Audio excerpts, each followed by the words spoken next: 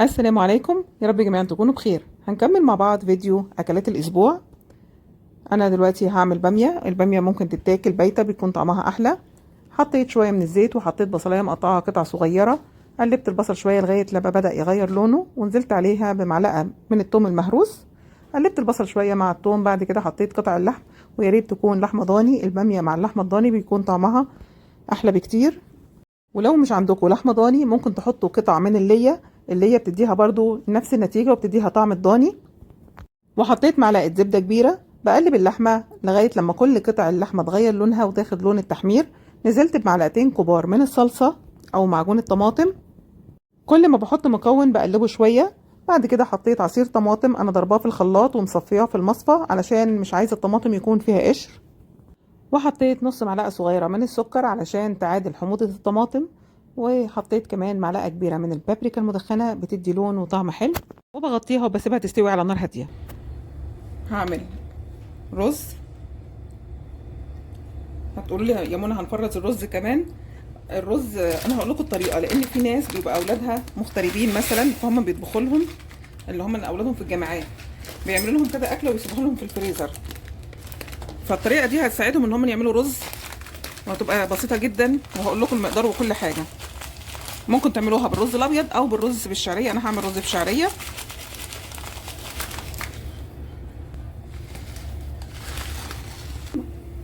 بعد ما اتحمرت هنزل الرز غسلاه طبعا.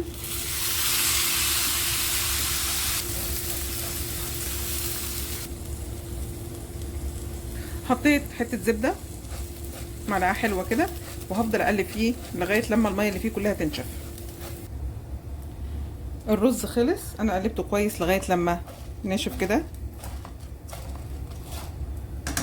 بقفل عليه واسيبه يبرد خالص. بعد كده بعبيه بقى سواء في اكياس او علب تخزين. بتجيبوا كوبايه وتعايروا بكوبايه، سواء بقى تعايروا بالكوبايه دي او بالكوبايه دي. اهم حاجه الكوبايه اللي انتوا تختاروها تعايروا بيها الميه. يعني انتوا هتحطوا مثلا كوبايتين رز في الكيسه، لما الرز يبرد هعبيه في الكوبايه واحطه في الكيسه، يبقى انا حطيت مثلا كوبايتين بالمقدار ده. فانت بتعرفي ابنك او جوزك بقى او اي حد من سابر الاكل يعمله، او حتى انت. بس انا عامه لو انت موظفه وراجعه انا بفضل انت تعملي الرز اليوم بيومه، لان الرز ما بياخدش وقت اصلا. لكن لو طبعا كل واحد بيتعرض لظروف معينه، فانت بتعرفي الشخص مثلا اللي هيعمل الرز انا عامله كوبايتين من دي، فانت قولي له الكوبايه دي نفسها تعاير بيها كوبايتين ميه سخنه. يحط حته سمنه صغيره، او ابنك او اي حد يعني، حته سمنه صغيره، ويحط فيها كيس الرز ويقلبه شويه، ويحط من المقدار ده كوبايتين او ثلاثه على حسب بقى انت حاطه كام كوبايه رز في الكيسه. ويعاير ميه سخنه، واهم حاجه لازم تكون سخنه، هتغلي غلوتين حتى، مش لازم يخليه الرز يشرب الميه كلها. اهم حاجه يحط الميه سخنه. بعد كده يهدي النار ويسيبه 20 دقيقه او 25 على حسب لغايه لما الرز يستوي. فده بيكون مسهل على الاولاد كتير جدا ان هم يقدروا ياكلوا رز في اي وقت، وبيعملوه بكل سهوله. كوبايه، انا هعبي في كل كيسه كوبايتين.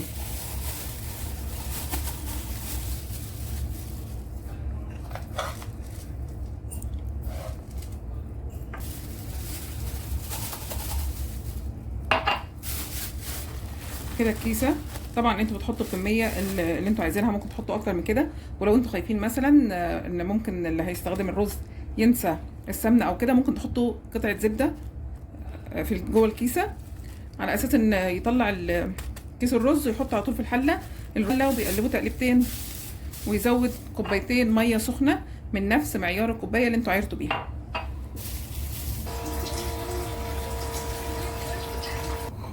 هعمل كمان طاجن بطاطس او زي ورقه اللحمه كده. قطعت بصل وشرايح من الثوم، فصين توم بس، وبصلايه صغيره، وحطيت ملح فلفل اسود بهارات لحمه. ملح وفلفل اسود وبهارات لحمه. هقلب كله كده كويس مع بعضه، وهحط بطاطس. لو حابين كمان تحطوا خضروات معاها حطوا، ممكن تحطوا جزر، بسله، فاصوليا، اللي انتوا عايزينه.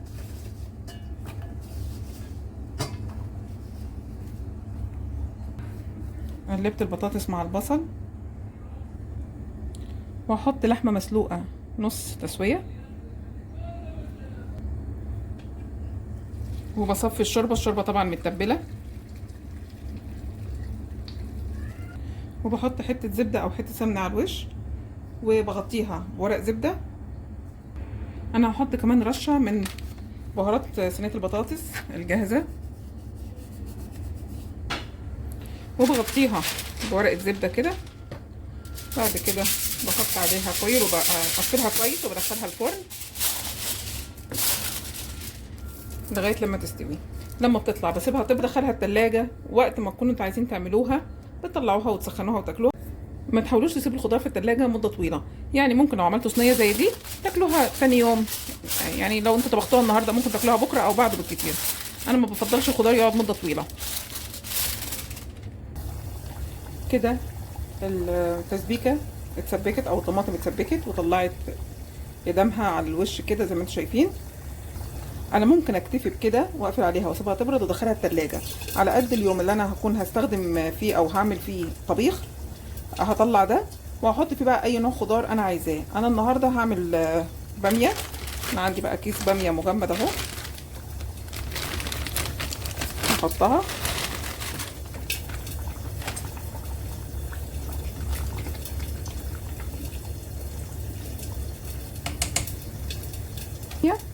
وانا بحط الباميه بحط معاها معلقه من الثوم،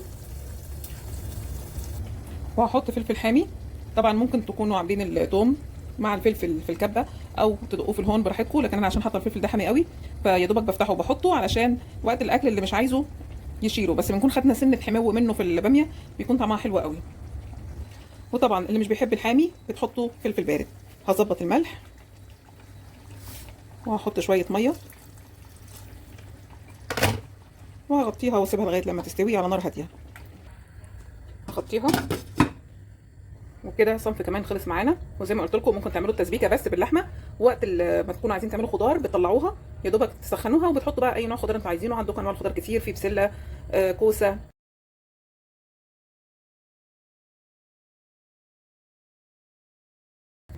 هجهز صلصه مكرونه، شويه من الزيت، حطيت معلقه ثوم.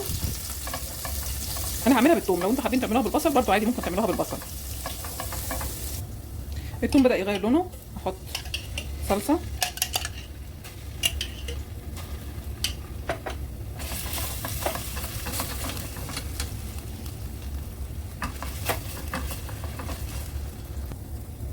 احط عصير طماطم، ملح. طبعا الكميه اللي انتوا عايزين تعملوها براحتكم، يعني ممكن تعملوا اكتر من كده. ولما بتتسبك بتعبوها في اكياس او برطمانات وبتحطوها في الفريزر وبتطلعوا وقت الاستخدام. معلقه فلفل اسمر بس. وانتوا بتعبوها يعني حاولوا تعملوا الكيسه او البطرمان على قد الاستخدام على طول، يعني طلعوا الكيسه تحطوها مره واحده. بابريكا، شويه صغيره من الشطه. زي ما قلت لكم الكيسه تكون على قد مره واحده للاستخدام، يعني تحطوا في كل كيسه كبشتين 3 على قد بقى عدد الافراد او على حسب كميه المكرونه اللي انتوا تعملوها. هسيبها تتسبك على نار هاديه. وعندي شيش طاووق مجهزاه. دي افكار يعني انا بقول لكم عليها. ممكن تجهزوا شيش طاووق، ممكن تجهزوا برجر، ممكن تجهزوا حواوشي وتحطوه جوه العيش، وعلى قد انتوا تطلعوا العيش من الفريزر وتدخلوه الفرن، او ممكن تجهزوا لحمه الحواوشي وتحطوها في اكياس وتطلعوها قبل الاستخدام وبعد كده تحطوها في العيش وتدخلوها الفرن. يعني عندكم طريقتين، ممكن تحشوا الحواوشي في العيش وتعينوا العيش نفسه في الفرن، او تعملوا اللحمه وتجهزوها وتطلعوها على الاستخدام. في افكار ايه تاني، بس انتوا اهم حاجه ما تصعبوش الدنيا على نفسكم. الاكل بيتعمل بسرعه. دي انا بديكم افكار لاكلات سريعه. في حاجات طبعا، في اكلات بتاخد وقت زي المحشي او كده، ده ممكن تعملوه يوم اجازتكم. وبرده ممكن تعملوا حله وتعينوها وتسووها تاني يوم. وبرده الاكلات اللي ما بتاخدش وقت، اللحمه الضاني سواء الفخده او الكتف او كده، بتتبلوه بتدخلوه الفريزر او التلاجة وبتطلعوه على قد اللي انتوا تدخلوه الفرن. وبس كده. وان شاء الله اكون فدتكم في الفيديو ده وطلعتوا منه بافكار كويسه. اهم حاجه تعملوا الاكلات اللي انتوا هتخزنوها للاسبوع على عدد ايام الاسبوع، ممكن تعملوا اكتر من كده. وطبعا الحاجات اللي انا عملتها دي هتفيد ناس كتير. ممكن واحده تعبانه ممكن كده، فدي حاجه هتساعدها. او واحده مثلا لا قدر الله داخله تعمل عمليه، او واحده داخله تولد وهي لوحدها، فممكن الحاجات دي تجهزها قبلها في الفريزر على اساس ان جوزها هو بس يعمل لها حاجه، يعني يجي يجهزها، فمش هياخد منه وقت وهتكون سهله عليه جدا. بالنسبه للاكلات حاولوا دايما اعملوا يوم طبيخ، يعني يوم خضار. معظم الاكلات هتلاقوها اكلات خفيفه ما بتاخدش وقت خالص. يعني كل اسبوع نوعوا، ممكن تعملوا مره باميه، مره سبانخ، مره لوبيا، مره فاصوليا، حتى لو فاصوليا ناشفه. احنا عملنا المره دي صينيه بطاطس. بنعمل اكله لما تبات بيكون طعمها حلو. يعني المره دي طبخت باميه، هاكل الباميه بكره، فالباميه لما بتبات بيكون طعمها احلى. طب في اكلات تانية بتبات، المسقعه ممكن الاسبوع الجاي تجهزوا المسقعه لتاني يوم. في ايه تاني؟ ممكن الفته تجهزوا كل حاجه. يعني الرز تكونوا مجهزينه زي ما احنا جهزنا الرز ده، بس تعملوا رز ابيض، وتكونوا مجهزين العيش وكده وحاطينه في محمصينه وكل حاجه وحاطينه في علبه في الثلاجه. العيش يتعمل في الثلاجه عادي، مش هيجرى له حاجه. وسلقين اللحمه، مجرد ان انتوا بتيجوا بتحطوا كل حاجه على بعض وبتعملوا التومه وخلاص كده، بيكون كل حاجه سهله يعني. ما تصعبوش الدنيا على نفسكم، الاكل سهل جدا ما بياخدش وقت. ممكن تكونوا فان شاء الله الفتره اللي جايه هتكون فيديوهات حلوه قوي، وتابعوها وهتعرفوا ليه انا عملت الاكلات دي وعينتها في الفريزر الفتره اللي جايه. والى اللقاء في الفيديو القادم، وباي باي.